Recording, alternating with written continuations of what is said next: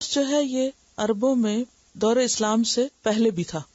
اس کو عروبہ بھی کہتے تھے، اور عروبہ کا معنی ہوتا ہے رحمت. بعض لوگ نام بھی رکھتے ہیں بچیوں کا عروبہ، رحمت.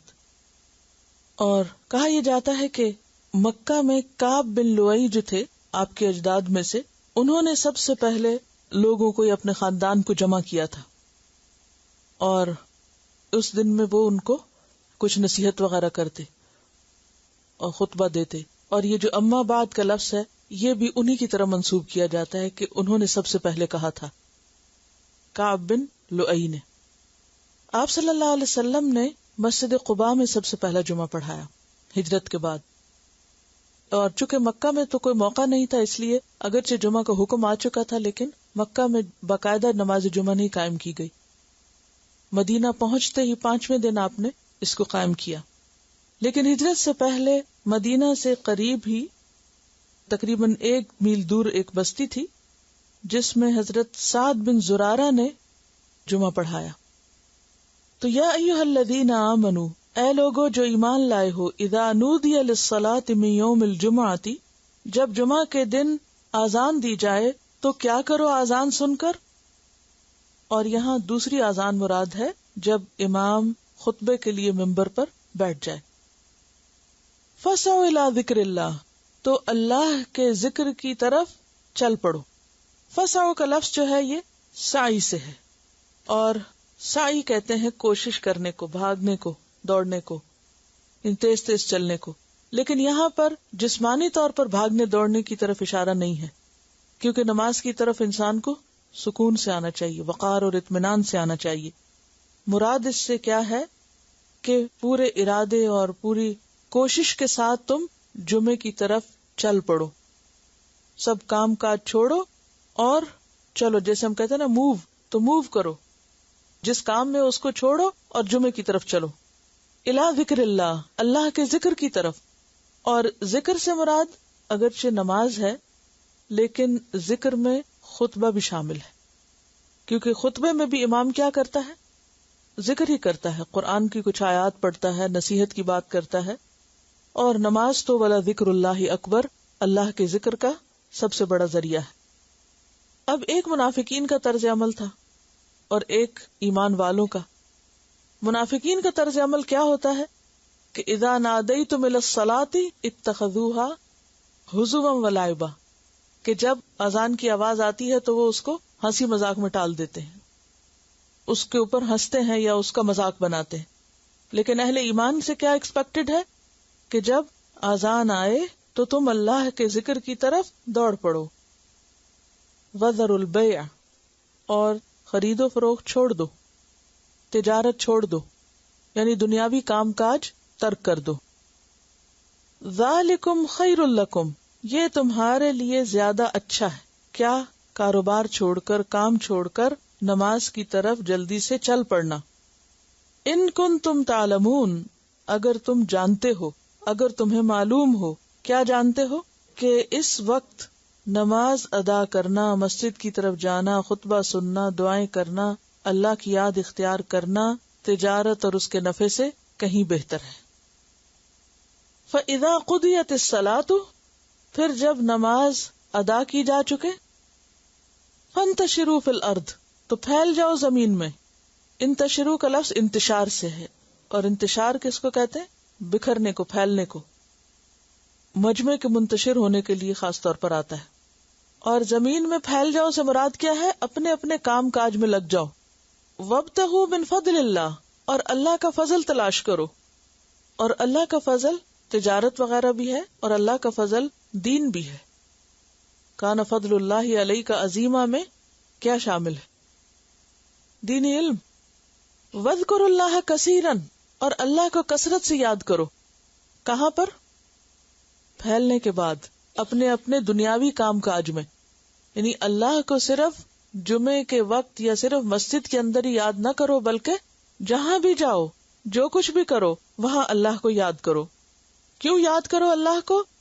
لعلکم تفلحون، تاکہ تم فلاح پا جاؤ، کامیاب ہو جاؤ. تو اس سے کیا پتہ چلتا ہے کہ انسان باقاعدہ فارملی بھی اللہ کا ذکر کرے، اللہ کو یاد کرے، عبادت میں مشغول ہو، اور پھر جب وہ ایک مخصوص طرز کی عبادت ختم ہو جائے تو اپنا دین وہی مسجد میں نہ چھوڑ آئے، بلکہ جہاں بھی ہو وہ اللہ کو یاد کرے۔ وَإِذَا رَأَوْا تِجَارَةً، اور جب وہ دیکھتے ہیں تجارت، او لہون یا لہو، انفضوا الیہا، متفرق ہوتے ہیں طرف اس کے۔ انفضوا کا لفظ فض سے ہے، فا ضاد ضاد، کسی چیز کو اس طرح توڑنا کہ وہ الگ الگ ہو جائے، شیشے وغیرہ کے ٹکڑے ٹوٹ کے الگ الگ ہونا، کسی چیز کے اجزاء کا پراگندہ ہونا، یعنی ایک مجمع ایک دم اٹھ کے جب ادھر ادھر منتشر ہوتا ہے تو اس کی طرف اشارہ ہے یہاں۔ تو دوڑ پڑتے ہیں اس کی طرف، وَتَرَكُوكَ قَائِمًا، اور چھوڑ دیتے ہیں تجھ کو کھڑے، خطبے کی حالت میں، خطبہ چھوڑ کر بھاگ کھڑے ہوئے۔ قل کہہ دیجئے، ما عند اللہ، جو اللہ کے پاس ہے، کیا یعنی ثواب اور اجر، اللہ کی بات سننے کا، اس پر عمل کرنے کا، خیرن، وہ کہیں زیادہ بہتر ہے۔ کس سے بہتر ہے؟ من اللہوی، کھیل تماشے سے، ومن التجارہ، اور تجارت سے، والآخرۃ خیر وابقی، واللہ خیر الرازقین، اور اللہ بہترین رزق دینے والا ہے، رازقین میں سب سے اچھا رازق ہے۔ اصل میں یہاں پر ایک خاص واقعے کی طرف اشارہ ہے جس کے پیش آنے کے بعد یہ صورت نازل ہوئی۔ آپ صلی اللہ علیہ وسلم جب ہجرت کر کے مکہ سے مدینہ آئے تو وہاں ایک بار سخت قحط پڑا، یعنی کھانے پینے کی اشیاء جو تھیں وہ کم ہو گئی، مقامی بازار میں نہیں ملتی تھی۔ اب ہوتا یہ تھا کہ لوگ دوسرے ملکوں میں جاتے اور وہاں سے چیزیں لے کر آتے اور ان کو بیچتے۔ تو دحیہ الکلبی ایک تاجر تھے، کچھ یاد ہے دحیہ الکلبی کے بارے میں؟ تو وہ ایک تاجر تھے اور وہ شام وغیرہ کے علاقے سے جا کر گندم، زیتون اور اسی طرح کھانے کی کچھ اور چیزیں لاتے اور آ کے مدینہ میں فروخت کر دیتے۔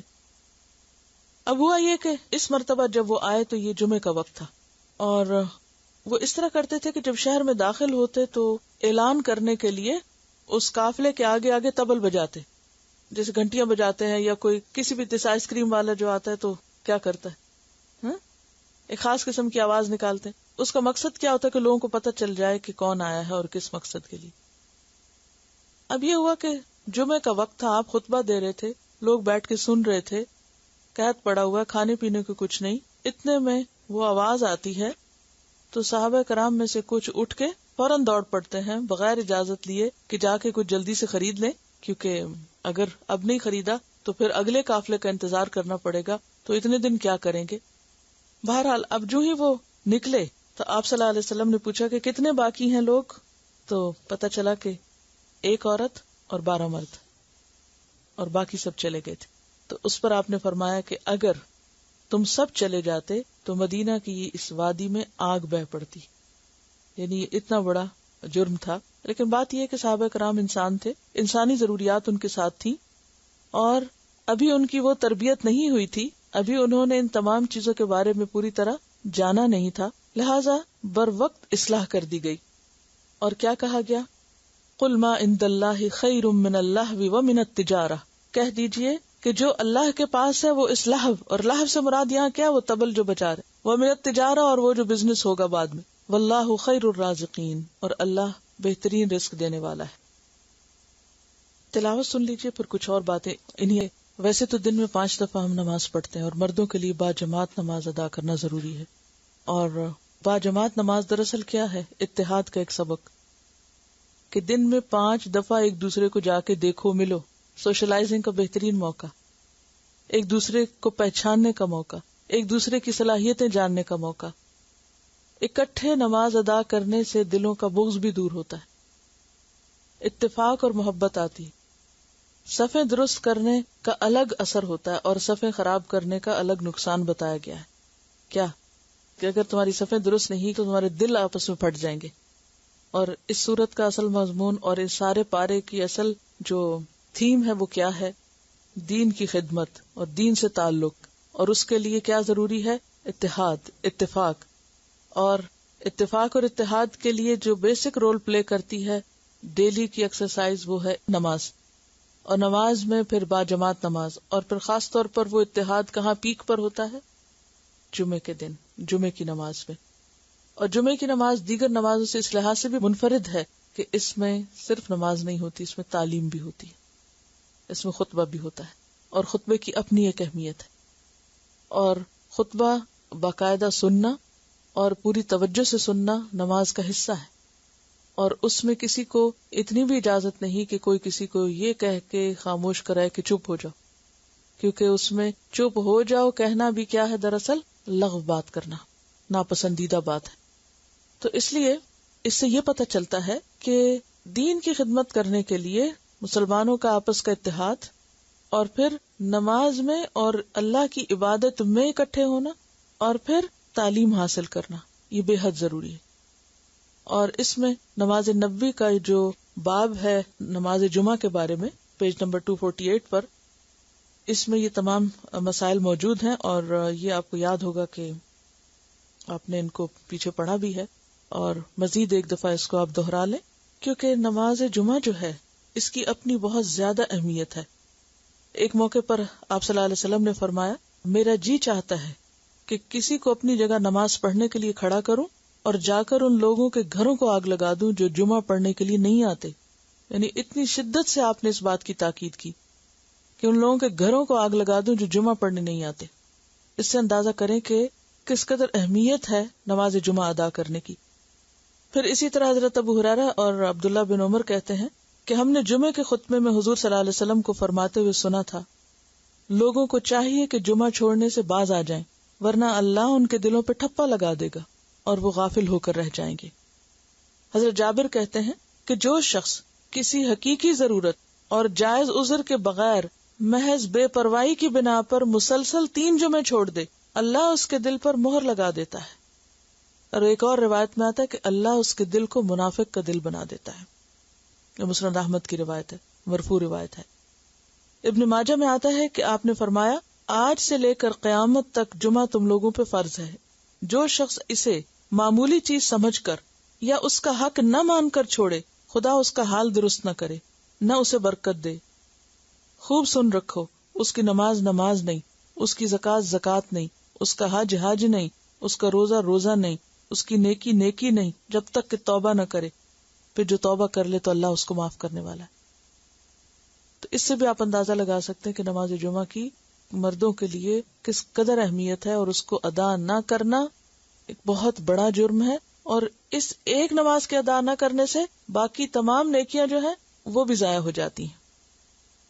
اور اس کی جو مزید تفصیلات ہیں وہ آپ کو اس کتاب میں مل جائیں گی۔ اپنے گھر والوں کے ساتھ، اپنے بچوں کے ساتھ، خصوصاً لڑکوں کے ساتھ اس کو شیئر کریں۔ اس کے علاوہ جمعہ کا دن جو ہے وہ بھی ایک فضیلت والا دن ہے، اور جمعے کا دن جو ہے یہ جب شروع میں دنیا کی تخلیق ہوئی تھی اس وقت سے بہت اہم ہے۔ حضرت ابو ہریرہ کی روایت ہے اور بخاری کی روایت ہے کہ وہ بہترین دن جس پر سورج طلوع ہوا جمعہ کا دن ہے۔ اسی دن آدم تخلیق کیے گئے، اسی دن جنت میں داخل کیے گئے، اسی دن وہاں سے نکالے گئے، اور قیامت واقع نہیں ہوگی مگر اسی دن۔ اور حضرت ابو ہریرہ کی روایت ہے کہ آپ نے جمعہ کے دن کا ذکر کیا تو فرمایا، اس دن میں ایک ایسی گھڑی ہے کہ جس مسلمان بندے کو وہ میسر آ جائے اور وہ کھڑا ہوا نماز پڑھ رہا ہو تو وہ اللہ سے جس چیز کا مطالبہ کرتا ہے یا دعا کرتا ہے اللہ تعالیٰ اسے عطا کر دیتا ہے۔ اور آپ صلی اللہ علیہ وسلم نے اپنے ہاتھ سے اس گھڑی کے مختصر ہونے کا ارشاد فرمایا کہ بہت تھوڑا وقت ہوتا ہے لیکن وہ قبولیت کا وقت ہوتا ہے۔ اور اس دن کے کرنے کے کام جو ہیں غسل کرنا، مسواک اور خوشبو کا استعمال، تیل لگانا، نبی صلی اللہ علیہ وسلم پر درود بھیجنا، سورۃ الکہف پڑھنا، پھر نماز جمعہ پڑھنا، اور نماز جمعہ کی فضیلت جو ہے اور نہ پڑھنے والوں کے لیے جو وعید ہے اس کا ذکر ہے۔ پھر یہ کہ نماز جمعہ کے کچھ آداب کا بھی ذکر ہے کہ وقت پر آنا، بیٹھنے کا طریقہ، مثلا خطبے کے وقت گھٹنوں کو پیٹ کے ساتھ ملا کر بیٹھنے سے منع کیا آپ نے۔ گھٹنے کو پیٹ سے ملا کر بیٹھنا جو ہے وہ خطبے میں منع ہے۔ کیوں منع ہے؟ کیونکہ ایک غفلت کا بیٹھنا ہے اور ایک آرام کا بیٹھنا ہے جیسے۔ پھر اسی طرح مناسب جگہ پر بیٹھنا، خطبے کے وقت خاموشی اختیار کرنا، اور پھر جمعہ پڑھنے کے بعد کا جو حکم ہے وہ یہاں پر موجود ہے جو ابھی آپ نے آیت میں پڑھا ہے۔ ایک اور چیز یہ بھی یاد رہے کہ جمعہ کے دن کوئی چھٹی کا دن نہیں ہے۔ ہمارے ہاں مسلمانوں میں یہ ایک عام کانسیپٹ ہے کہ جمعہ کا دن چھٹی کا دن ہے، آرام کا دن ہے۔ اللہ تعالیٰ کیا فرما رہے ہیں؟ پہلے تو جمعے کی تیاری رکھو، یعنی خصوصی عبادت کا اہتمام ہے، اور پھر جب نماز پڑھ چکو تو پھر کیا کرو؟ فانتشروا فی الارض، زمین میں پھیل جاؤ. پھیل جاؤ سے مراد یہ کہ اپنے اپنے کام کاج جاؤ. وابتغوا من فضل اللہ، اللہ کا فضل تلاش کرو. اب یہ فضل کیا ہے؟ اس کے بارے میں 4 باتیں آتی ہیں. نمبر 1 تو دنیا کی رزق روزی. نمبر 2 نیکی کے کام جیسے بیمار کی عادت، جنازے میں شرکت وغیرہ، کیونکہ وہ بھی ثواب کمانے کا موقع ہوتا ہے. یا پھر اللہ کی خاطر کسی سے ملاقات کے لیے جانا. پھر اسی طرح علم حاصل کرنا اور اپنے مخصوص کام پر واپس لوٹنا. یعنی اگر تجارت چھوڑ کر آئے ہیں تو واپس جا کے تجارت کر سکتے ہیں. جاب چھوڑ کر آئے تو واپس جا کے اپنی جاب پر دوبارہ چلے جائیں گے. تو اس چیز کو معیوب سمجھنا کہ جمعے کے دن نہیں کام کرنا، یعنی یہ ایک عام کانسیپٹ بن گیا. تو یہاں کام سے منع نہیں کیا گیا.